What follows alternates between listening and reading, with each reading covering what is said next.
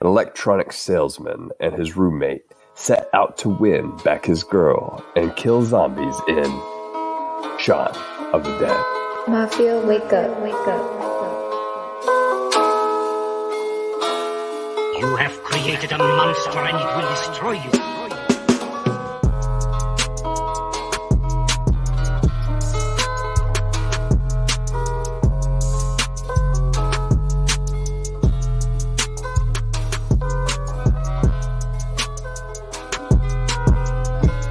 I'm not gonna lie, Eric, when I saw him selling nothing but CRTs, I died inside a little bit. I was like, He did holy what? cow. CRT TVs, tube TVs, instead of flat screens in the electronics store. I was like, oh my God. Yeah. I was like, I don't remember it being that old, but I did catch this movie later, after it was out. I did too. I think I caught it maybe even after Hot Fuzz, which let's just go ahead and call it what it is, Eric. The superior movie. But Hot Fuzzes? Yeah, absolutely. Well, dang, man. Hot Fuzz. Throwing your Hot Fuzz is a your takes out. I don't think I've ever seen Hot Fuzz, so. Oh, Hot Fuzz is a masterclass. Like, it puts this and World's End, the other parts of I think it's called the Cornetto trilogy. Mm-hmm. It puts them to shame, and it's not even close. Well, go ahead and say I think we might as well pack up our bags. Everybody can know where this movie has been reviewed. I think we are done for today. That's right. That's right. See y'all later. Well, welcome back to the Monsters vs. Men podcast. This is the bargain basement of the Monster Podcasting airwaves, where two friends try to stay alive and stay connected by chatting about, this week, Shaun of the Dead. Alex, relationship, who is Ed and who is Shaun? That is the question. Okay. I'll be Ed, the one that's just wanting to have some fun. And you can be Shaun, the one who thinks he's changing and just isn't. Yeah, yeah. Oh, man. Yeah, I'll take that. What do you think? I'll take that. Oh, wow. Okay. Actually, you know what? Maybe I'm Shaun and you're the mom. That might be true too. I'm Barbara. Oh, or maybe you're the responsible roommate. Yeah, that. Do you get turned into a zombie? Yes, but you also seem like you're responsible and kind of cool. Well, that guy is also a jerk. So, kind of. Exactly. I like him.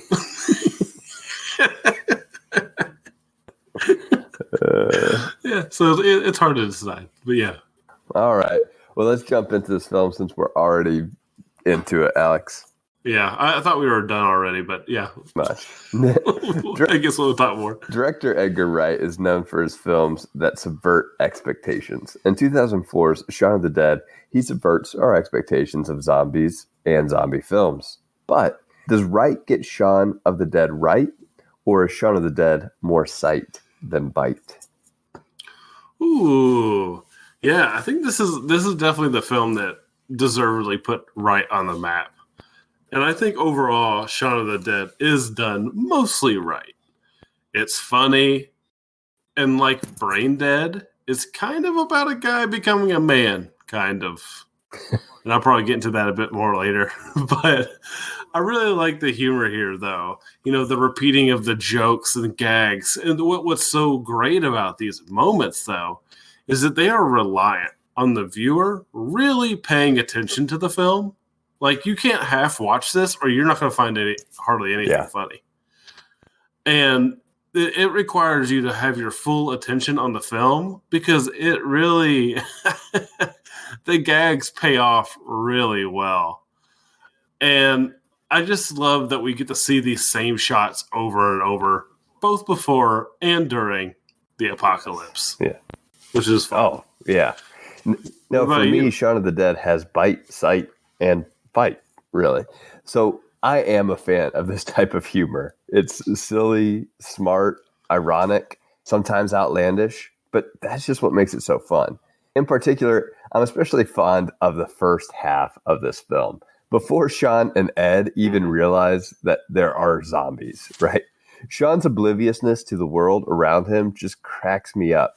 And the stylized nature of the filmmaking through the sound design, the music, the edits, the shots and the recurring shots, like you mentioned, those really stand out in that first hour. Now, after the zombies are introduced, we get a slightly different tone, which I still do enjoy, just not as much as I do early on in this film. Once I jumped into this, I realized I had seen this before. It's been a long time. I probably watched it with you back in the day. But I am happy to report that it kept me engaged almost throughout. So I was an attentive audience, and I think that helped my overall enjoyment, like you already said. So did you think you had never seen this before? Then you started watching, you're like, oh, yeah? Yeah. Oh, interesting. Okay. Yeah, you probably did watch it with me because I watched it. There's a chunk of films. There was a chunk of films from I just don't remember seeing them. It's weird. Next week's film, I don't remember seeing it for the first time either, but I had. Oh, really? Yeah. So there's some films, and that tells you something maybe a little bit about a film. But I will say this one made a bigger impression on me this time than it did initially. That's for sure. Yeah. And I'll agree with you that this film definitely kept my attention. And I actually was surprised by how well I remembered a lot of the film, despite it probably being over 10 years since I saw it originally. But really, when I was remembering things, it's really the sequence of events that I remembered. The settings and just the bar scene at the end, but not necessarily the characters that I really remembered. No, you're I didn't right. remember Ed. That's what you remember. You remember kind of walking aimlessly through the streets while zombies are in the background. I remember that. I remember parts of the bar scene at the end, right? The guy getting torn out the window. I remember certain things in this film, but you're right. The characters you don't necessarily remember. And that's one of the more interesting things about this experience of watching it this time is I didn't remember Ed being such a loser and just really completely unlikable for the most part. I remember feeling when I watched this the first time, feeling kind of sad that he was a zombie chained up in the shed. This time I was like, he's about the same. Probably just probably contributes just as much now as he did then. Which is the point.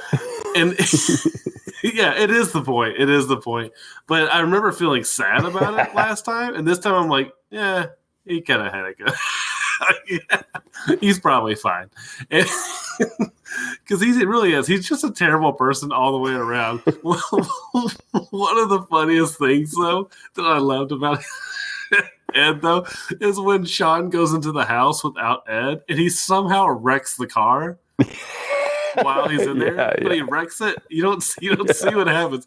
But he just wrecked the car on purpose so he could drive the Jaguar. So dumb. It's so dumb. It's so funny. There's elements like that that are really make the film enjoyable. But the thing about Ed, though, is he never does anything selfless. Nope. Until, he gets the shotgun ready. And, that's to buy them time at the end of the film. And that's not necessarily selfless. It's just he knows he's going to die, so he's just going to do something. Yeah. Everything else, though, much like Shaun, really, it is between the two of them, everything they do is just so selfish.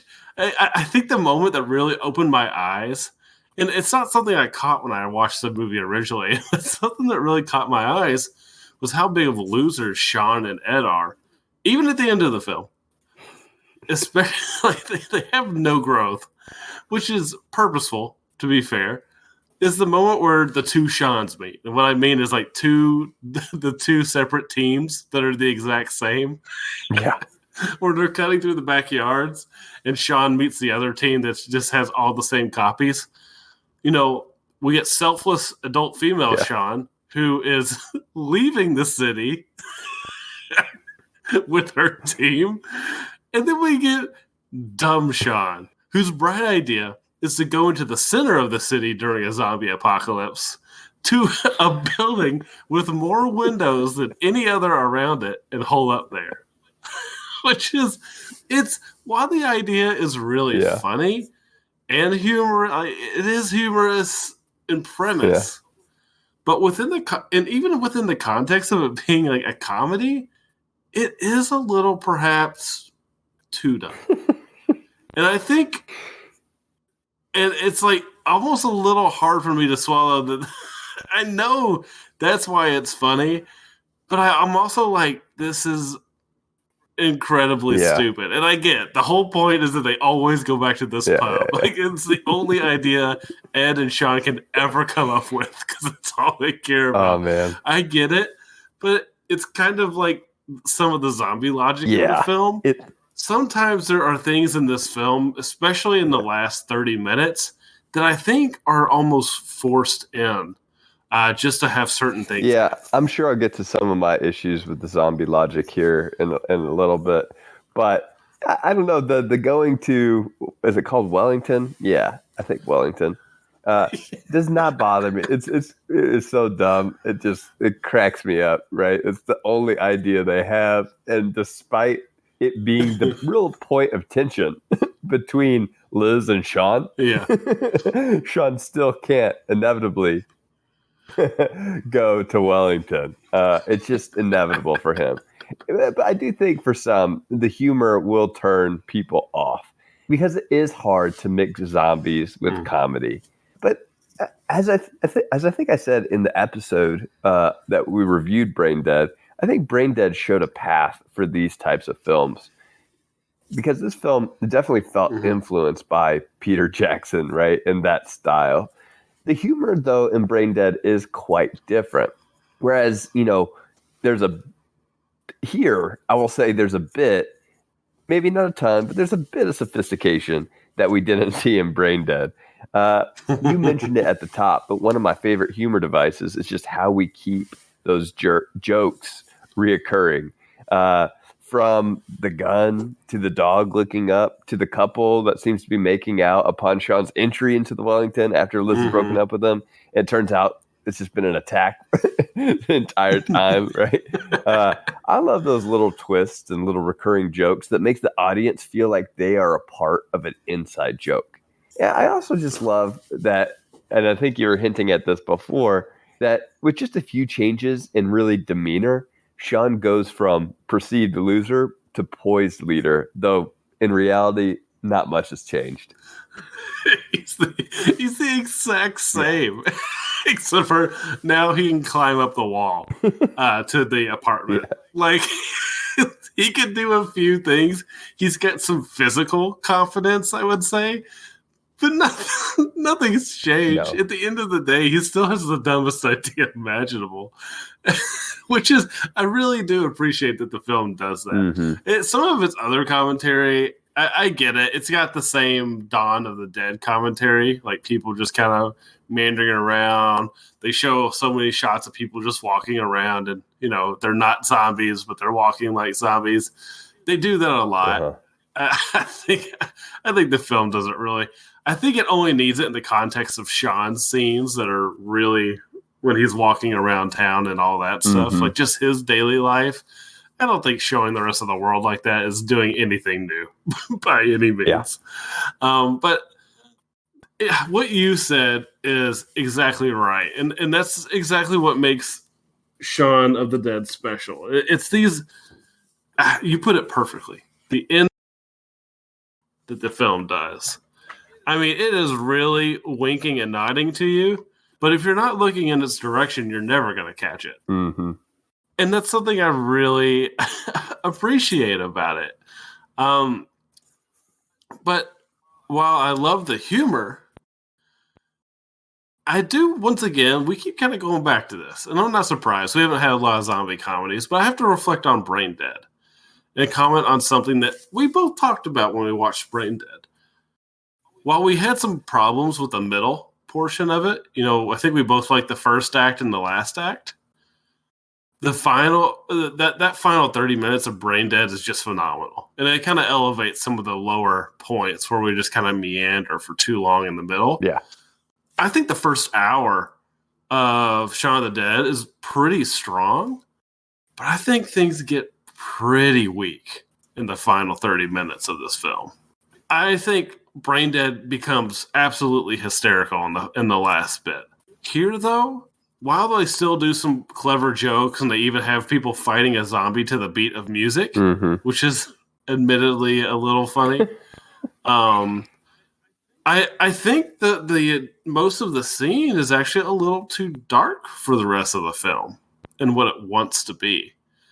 You know, the bar scene with his mom. It goes on for a long time, and it's a pretty dark moment.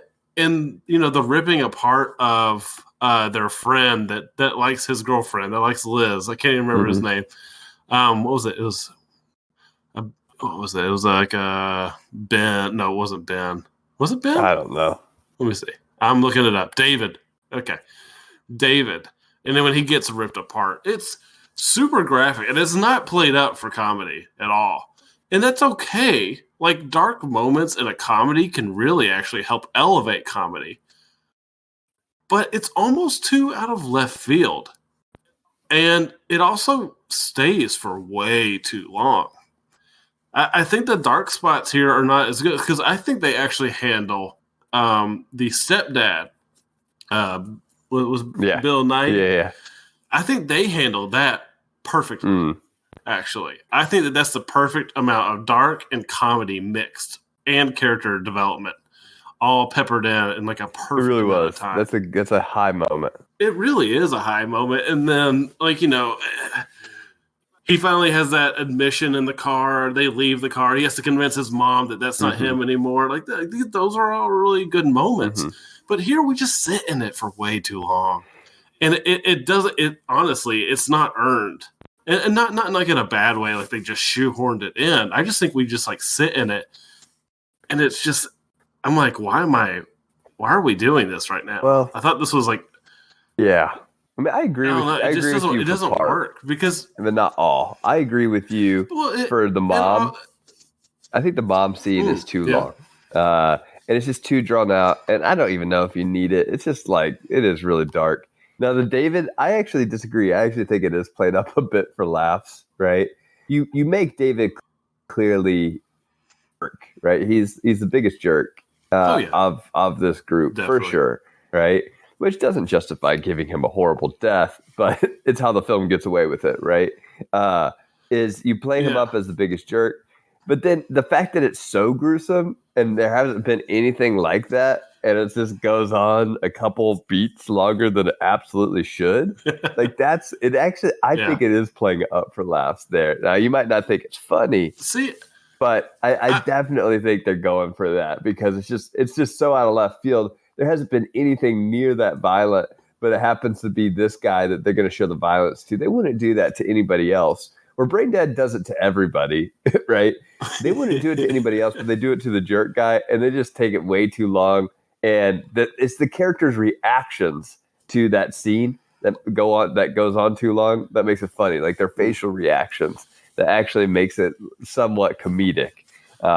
See, I think the comedy in that scene works better if he doesn't have that apology right beforehand.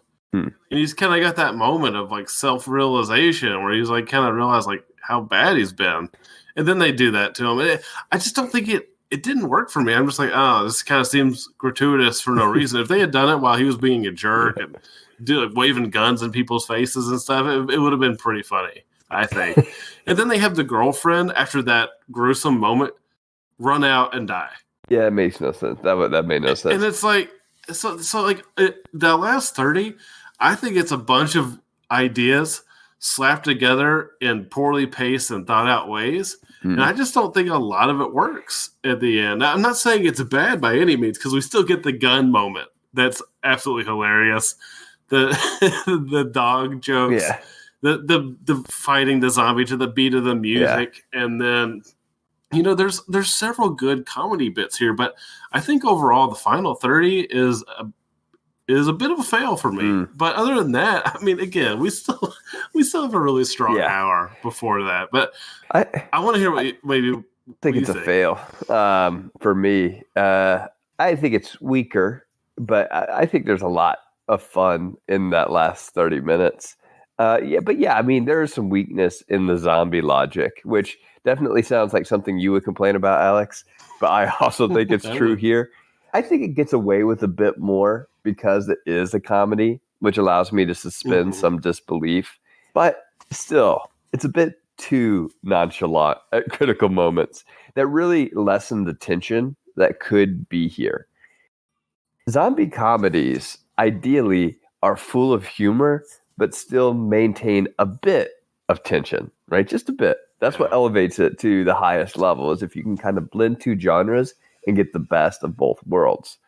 I will say, though, I had forgotten pretty much everyone dies in the film except for Shaun and Liz. So I'll give it a little bit of credit for killing off everyone, I guess. Yeah. It does deserve some credit for that, probably. I would say one of the more frustrating things also is how long we focus on like that Shaun can't shoot a gun. I think it's funny at first, but it goes on for so long. Yeah, it's a little long. Or we just see him shoot all over. Like he just hits the wall and like the windowsill, and like only hits one zombie. It's funny. I like the point it's making that not everybody is going to be able to shoot a gun, but it goes on too long. Maybe so. But well, that's my right there.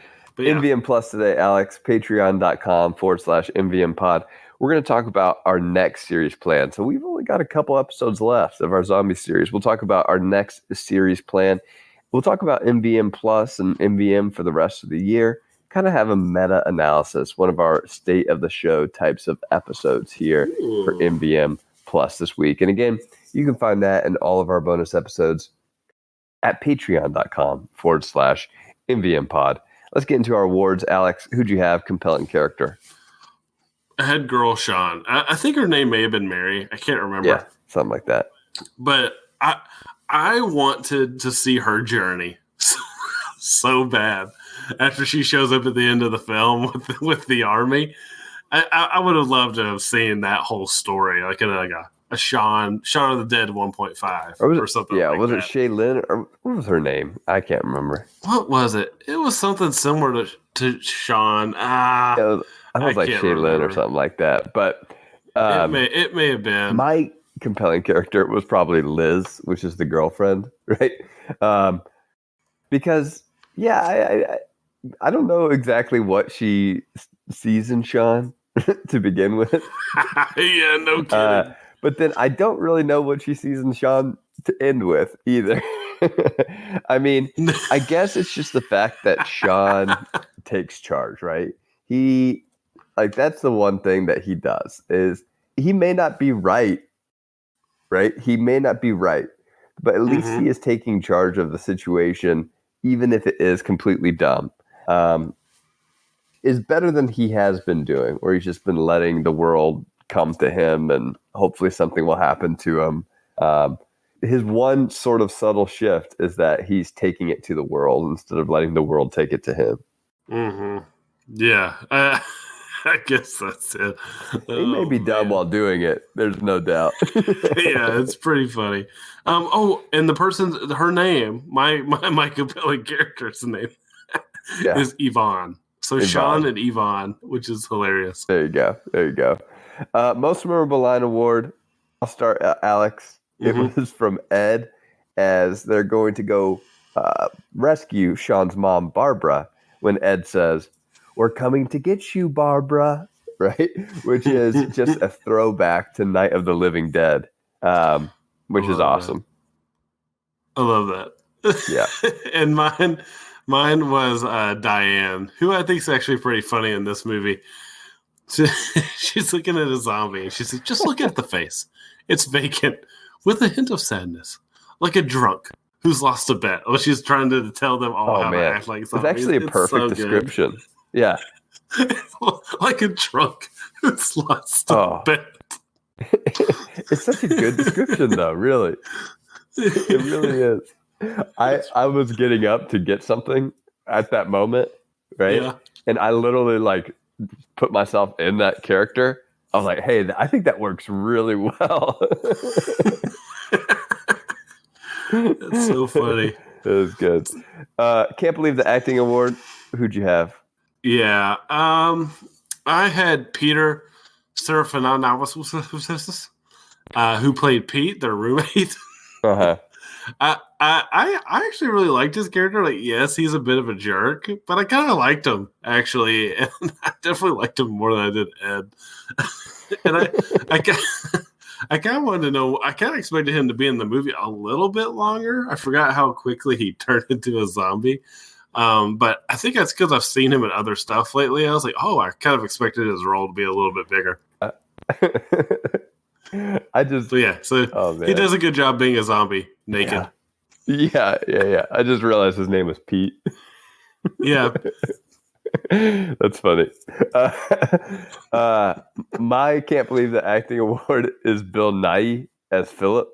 I loved his character, right? As he plays the stepdad who Shaun can never, like, even after the fact, he doesn't call him his stepdad, right?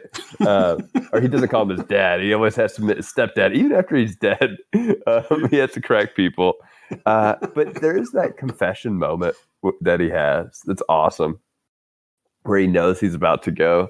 And so he talks to Shaun candidly. I love that moment. I love the moment that he turns. I love the moment where he comes into the shop and it's just kind of creepy and seems a little bit, and there's some joke about him dying, right? All of that. I really thought he was great in this film, so I got to give it to Bill Nighy as Philip. He definitely deserves it. What about your that's a good shot award? Mine is the whole shot. It's the shot where it's the first zombie that Shaun and Ed take on, and they push her over, and she like falls into that umbrella pole or something, some pole. Yeah, that's what it was. And then she gets up, and there's just that shot that goes through her body, and you see Shaun's face. I like that's hilarious. Dude, it was so good. I like that effect too. It looked really good. It was a little CG, but it was good. I appreciate it. Mine. So there's some really good shots in here, that are like part of the inside joke, where they're like that really long tracking shot of Shaun walking down the street out of his apartment into the store. And those are really cool, and I like that they do the shot twice. Oh yeah, which is awesome. But really, the one that I like, and I think it's because the shot is almost directly referenced in Hot Fuzz, which is Ed loading the shotgun, or he's loading the gun as they like get ready to leave to defend them, and I believe that exact same shot is used in Hot Fuzz as well. Yeah, I know there are a couple recurring shots I had read about, like some Wright staples. So maybe that's one of them. It might be, and I might be misremembering, but don't correct me if you find out otherwise. Unique awards, Alex. I've got my favorite bar character. You know, they're giving these characters backstories. Yes. Mine is John, Steve Emerson, who plays John, who is the cartel member. Oh, yeah. He's just awesome. And he's a great zombie at the end as well. The kind of the big boss of the whole thing. So he's awesome. He is a big boss. God, they fought him for so long. Oh, yeah. I do think Edgar Wright does such good work with music. He does. Right? And that has to be one of his staples as a filmmaker. In all of his movies, music just plays a key role, and it does here too. You can just tell he's a music fan, right? Like a huge nerd when it comes to that. But it's great here as well. Yeah, he's a lot like him and James Gunn are two directors that I associate with music whenever they do a project. Yeah, it makes sense. All right, yeah, my let's see. Oh, we got our unique awards next, Eric. You already got yours, so I'm gonna do that's mine. what I was just saying. My favorite bar character. Yeah. I lost track of where I was. My best ongoing joke. There's a few. I think my favorite is probably one of the tracking shots, but I really like the gun joke because of how it pays off with the dogs looking up joke. And it's just constantly referenced. I just love the dog looking up thing is so completely absurd because it's like immediately testable. And it's like, how do you not know?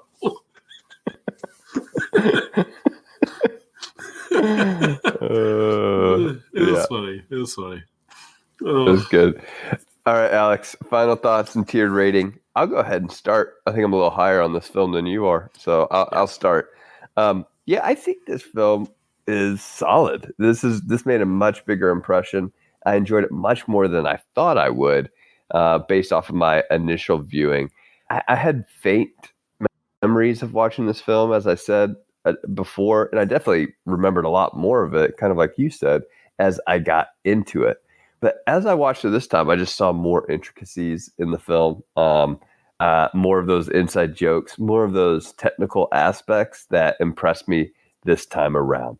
There's not a ton of in-depth character work here with our side characters. There's not too much character depth with our main characters. But overall, I love the humor here. This is my type of humor. It's just funny, quirky, a little bit smart, but not really. Pretty outlandish.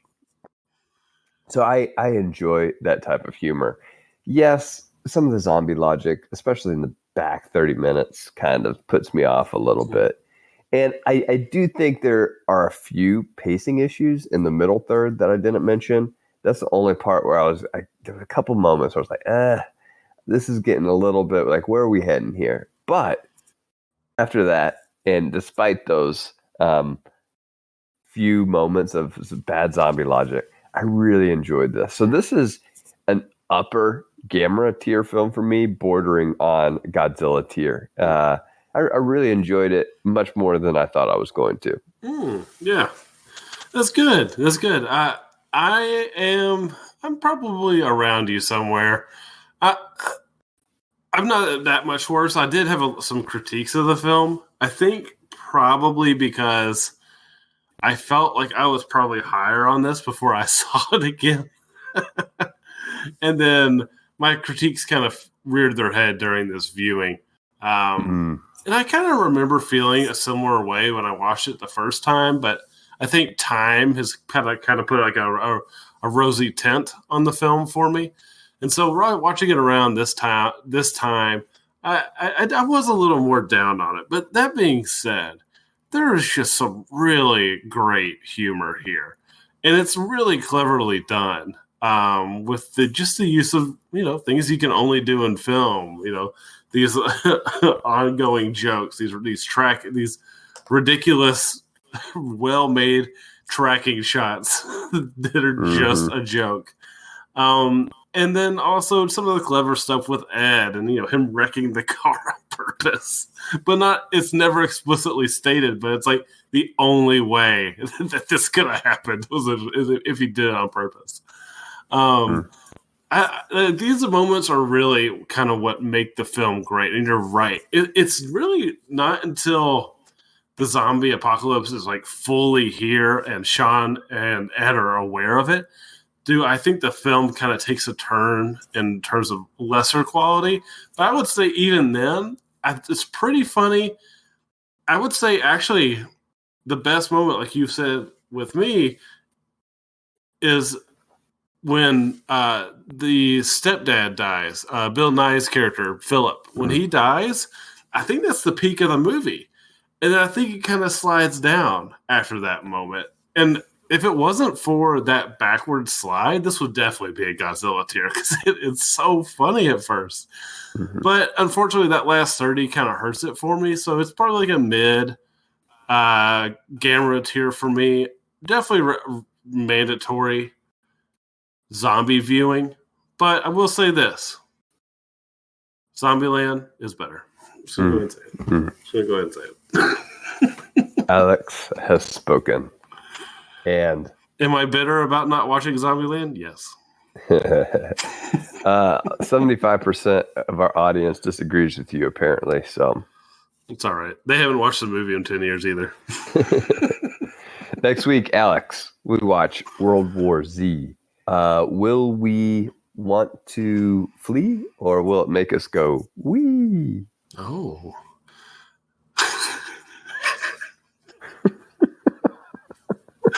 All right, yeah. I can't wait to watch World War Z with Brad Pitt. Will his acting make me throw a fit, or will I want to pitch a tent? Where a tit? I'm not. I'll cut that part out. That'll be the end of my ride. As always, thank you for listening to Monsters vs. Men. You can leave us feedback on this episode at mvmpod.com or email us mvmpod@gmail.com. Become a bargain basement at patreon.com/mvmpod and receive weekly bonus content. Monsters vs. Men is produced by Alex Cornett, executive producer Kevin Alexander, Faye Bastier, John Freeman, and Michael Herndon. Special thanks to our wives, Kama Rock Band for PlayStation 3, which forms Cell Block B, Louis Loops, Senior Honda, Drew the Collector, Instagram Connector, and you, the listener, for listening.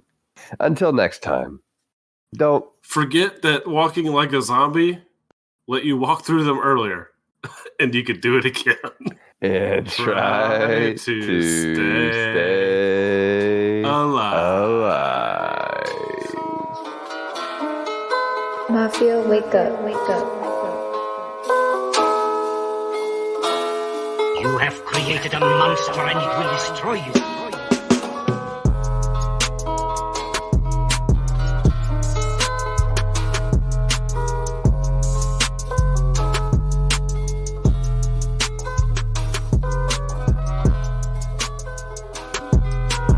Maybe I'm Shaun and you're the mom.